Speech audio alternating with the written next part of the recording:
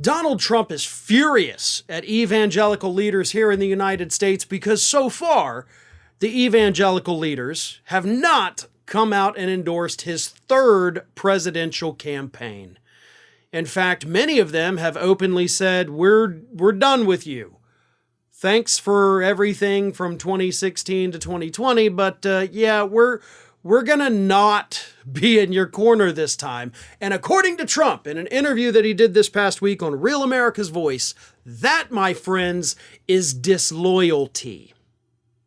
Here is what Trump had to say in his appearance, if you want to call it that, on Real America's Voice.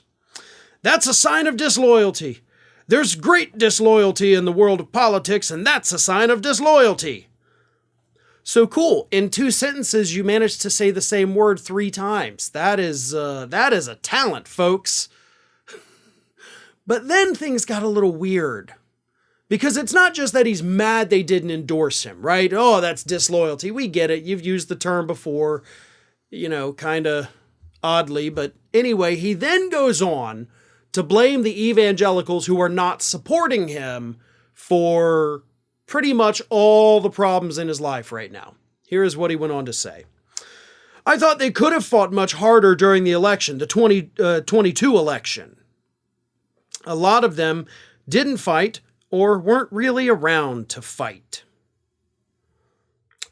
So the reason Republicans didn't do well in the 2022 midterm elections, which pretty much most of the country agrees it was Donald Trump, right? It was his presence. It was all of his scandals. It was the horrible candidates he picked, from Herschel Walker to Kerry Lake to Doug Mastriano and Dr. Oz. That's really what cost Republicans a lot of seats that they otherwise likely would have won. But not according to Trump. Oh, God, no. That's the evangelicals. They did that, not me. I am absolved of blame. And of course, that's exactly what he's doing. He knows it was him. He knows he's the guy that screwed the pooch on that. But obviously, he can't admit it. Because if he admits it, that makes him look bad and it hurts his chances for running for office in the future, which he's doing right now. So he's got to pretend no, it's this group. It's these evangelicals. Yeah, that's why my campaign's not doing great, because they're not endorsing me. They didn't fight for Republicans last year, which is why Republicans didn't get the big gains they thought. All of these horrible things are happening to me because this one group of voters is just being stubborn and we don't know why. Now, as I said, you do have some evangelical leaders out there who have said, we're done with you, buddy. We're not coming back. We're out of here. You have Mike Evans, evangelical leader, who said, quote, to the Washington Post, we had to close our mouths and eyes when he said things that horrified us. I cannot do that anymore.